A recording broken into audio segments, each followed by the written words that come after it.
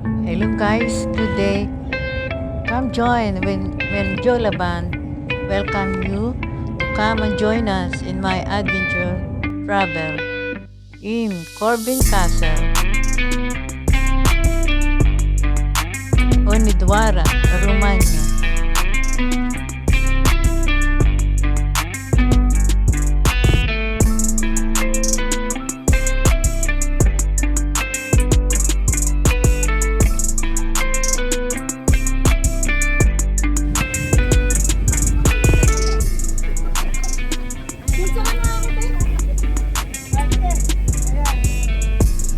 Castle Corvin Castle is also known as Hunyadi, Castilur, Hunyasilur, Castilur, or Benilor. Is a Gothic Renaissance castle in Hunedoara, Romania. It is one of the largest castles in Europe and is featured as one of the 7 wonders of Romania.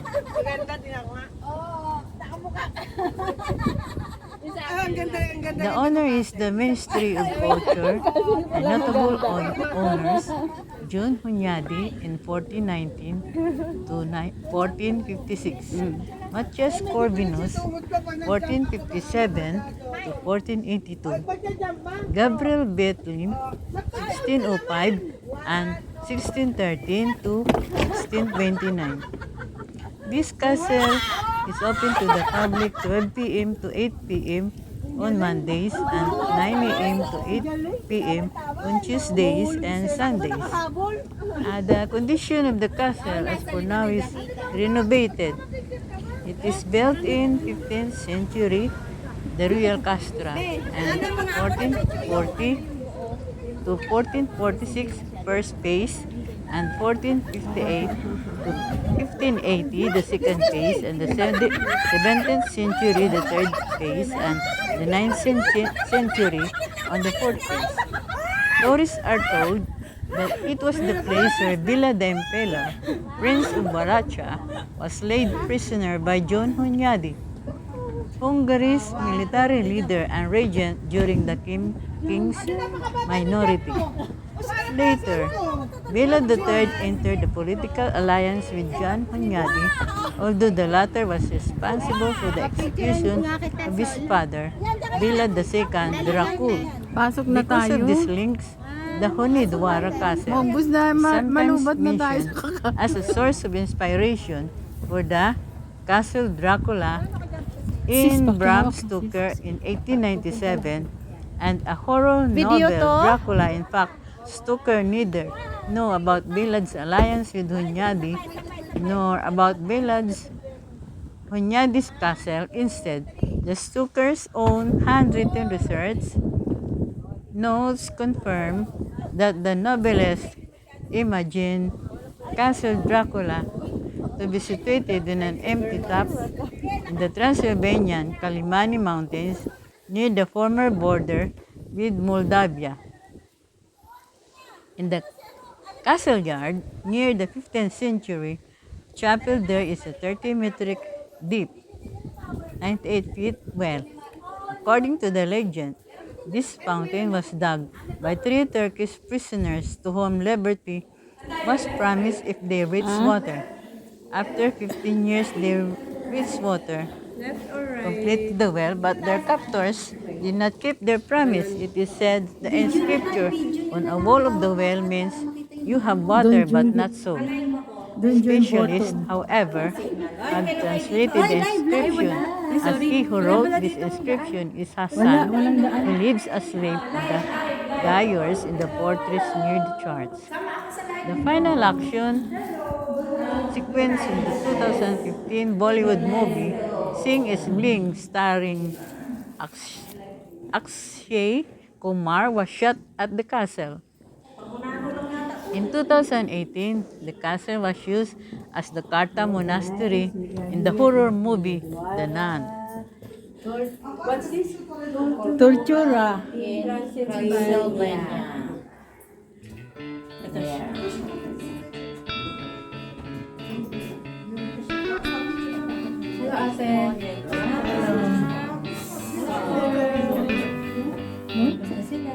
No ice?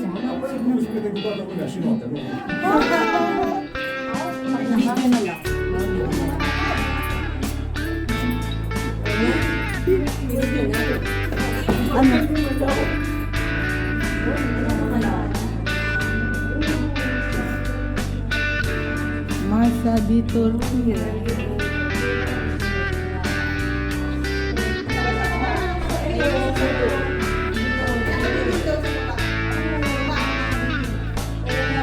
Ito totoo talaga? Totoo ba ba? Dito. Hindi tingnan niyo natin. Oh?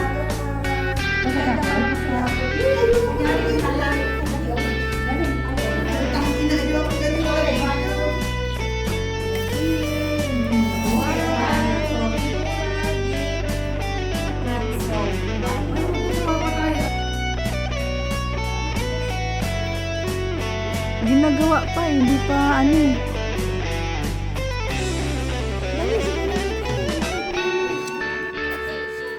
I don't know.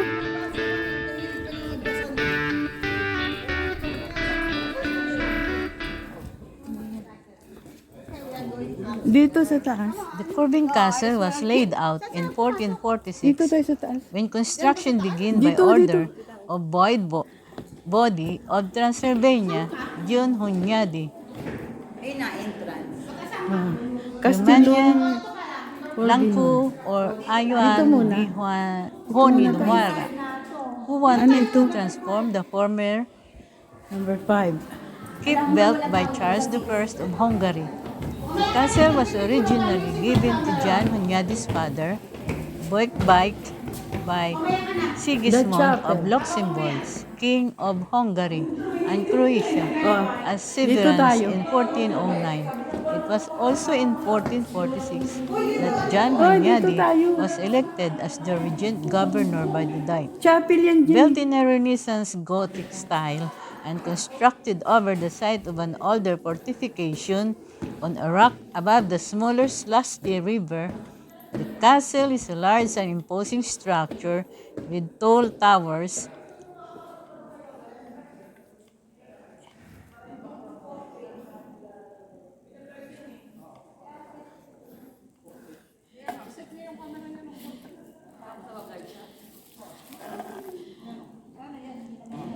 an inner courtyard, diversely colored roofs, and myriad windows and balconies adorned with stone carvings. The castle also featured a double wall for enhanced fortification and is flanked by both rectangular and circular towers, an architectural innovation for the period Transylvanian architecture. Some of the towers, the Capistrano Tower, the Deserted Tower, and the Drummer's Tower, were used as prisons. The Busdugan Tower, a type of maze after which it was named, was solely built for the defensive purpose, and it had its exterior decorated with geometric motifs. The rectangular shaped towers have large openings to accommodate larger weapons. The castle has three large areas: the Knight's Hall, the Diet Hall, and the circular stairway. The halls are rectangular in shape and are decorated with marble. The Diet Hall was used for ceremonies of formal receptions, whilst the Knight's Hall was used for feasts in 1456. John Hunyadi died and work on the castle stagnated. Starting with 1458, new commissions were being undergone to construct the Matcha wing of the castle. In 1480, work was completely stopped on the castle, and it was recognized as being one of the biggest and most impressive buildings in Eastern Europe. In the 16th century, did not bring any improvements to the castle, but during the 17th century, new additions were made for aesthetic and military purposes. Aesthetic, a large new palace was built facing the town. a two-level building. It hosted living chambers and a large living area for military purposes. Two new towers were constructed, the White Tower and the Artillery Tower. Also, the external yard was added for the administration and storage. The current castle is the result of the Pansy full restoration campaign undertaken after a disastrous fire and many decades of total neglect. It has been noted that modern architects projected to it their own wistful interpretation of how a great Gothic castle should look. As one of the most important properties of Jun Hunyadi, the castle was transformed during his reign. It became a sumptuous home, not only as a strategical force point with the passing of the years. The masters of the castle had modified its look, adding towers, halls, and guest rooms. The gallery and the keep, the last defense tower called Miboisa, which means don't be afraid in Serbo-Croatian language, which remain unchanged from John Hunyadi's time, and the Capistrano Tower, named after the Saint Franciscan friar from the Battle of Belgrade in 1456, are some of the most significant parts of the construction.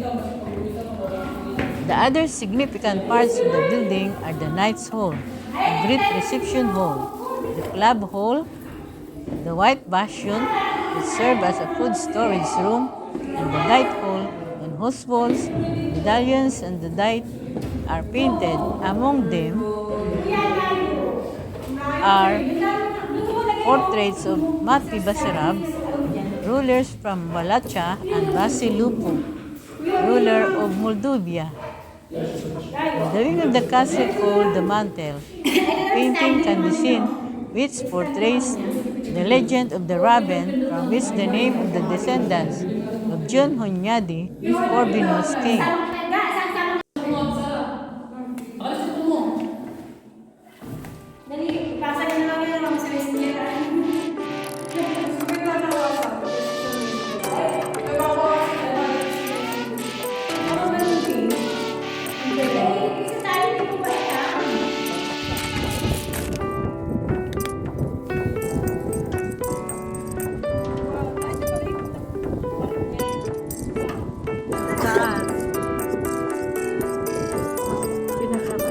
Stories are told that it was the place where Bela the Impaler, Prince of Wallachia, was held prisoner by John Hunyadi, Hungary's military leader and regent during the king's minority. Later, Bela III entered a political alliance with John Hunyadi, although the latter was responsible for the execution of his father, Bela II Dracul. Because of this, next, the Hunedoara Castle is sometimes mentioned as a source of inspiration for Castle Dracula in Bram Stoker's 1897 horror novel Dracula. In fact, Stoker neither knew about Belad's alliance with Hunyadi nor about Hunyadi's castle. Instead, Stoker own handwritten research notes confirm that the novelist imagined Castle Dracula to be situated on an empty top in the Transylvanian Kalmimani Mountains near the former border with Moldavia. In the castle yard near the 15th century chapel, there is a 30-meter deep, 9 feet deep well. According to the legend, this fountain was dug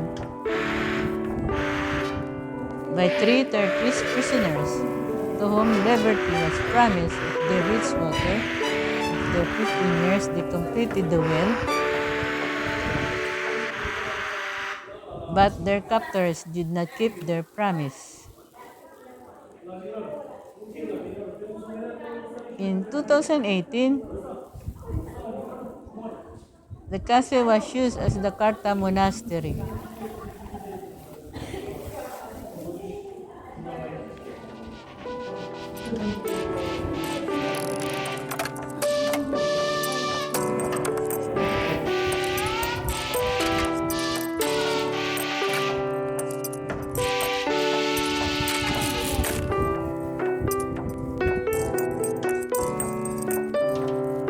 This is the watchtower.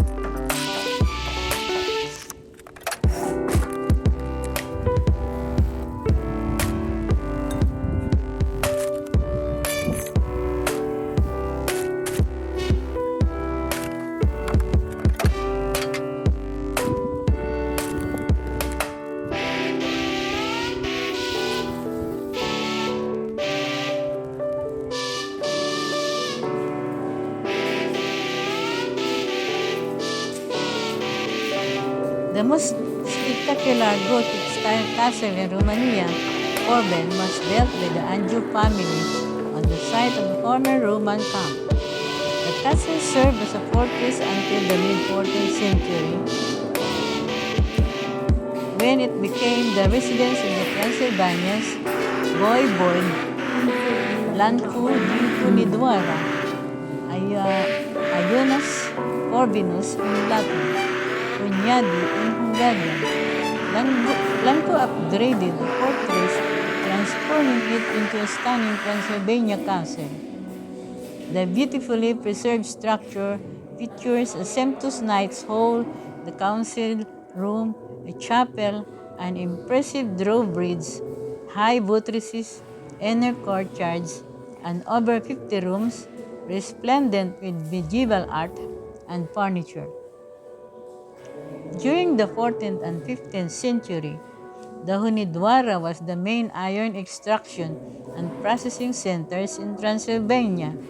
Swords and spears manufactured here during this period were renowned across Europe. The castle's courtyard features a 94-feet well dug into stone in the 15th century. Legend says that the well was dug by 3 Turkish prisoners who were promised freedom when job was done. It took them 15 years and 28 days to reach water. In April 13, 1854, a fire caused by lightning had destroyed all the wooden parts of the Corvin Castle. The roof, wooden beams, stairs, ceilings, and doors, except the 500 years old door of the dungeon.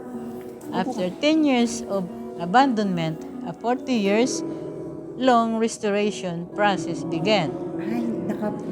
A unique feature of the castle is the Asia Tower, a 5 levels structure with several openings for firearms, built for military purposes.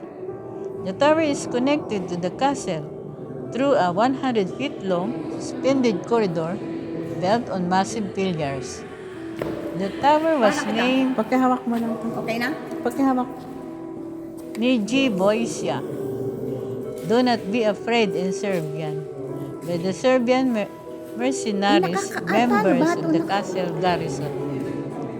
Although a museum, Corvin Castle occasionally hosts private functions and special celebrations.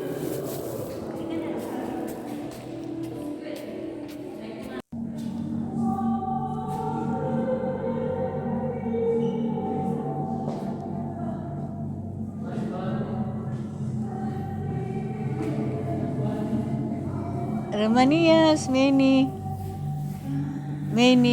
castles and fortresses. Number 1, Biertan Fortified Church Castle, the Bran Castle, the Kalnik Fortified Church Castle, Sisnadi Fortified Church, the Corvin Castle, the Christian Fortified Church, Darju Fortified Church, Pagras Fortress,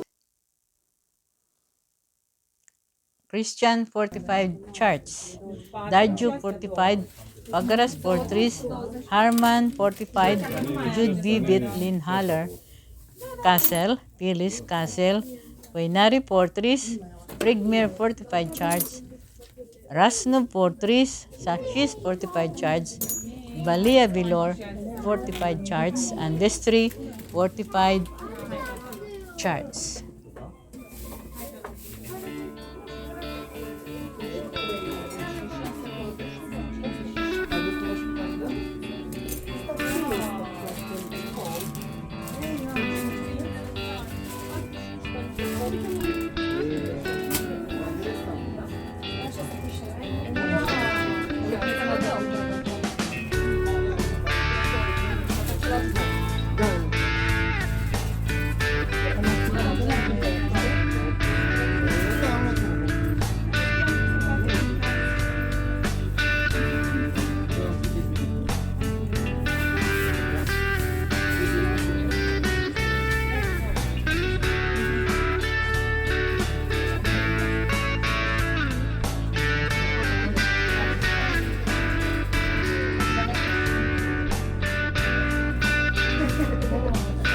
In the castle, the tourists can buy different kinds of souvenir items, which are low in price, affordable prices, many different kinds of souvenir items, and beautiful kinds of accessories are being sold here, and tourists can buy anything they like.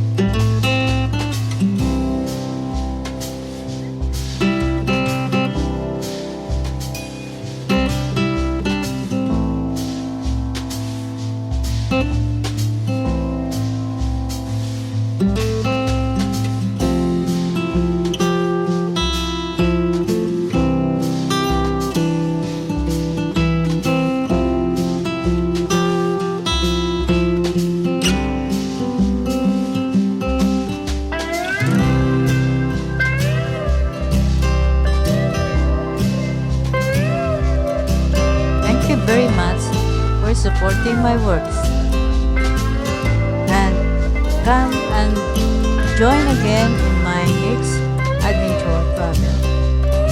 And also for my friends, thank you for everything who joined. This project is made by Minjola Band, and thank you for the group tour, Filipino Free Movement of Romania.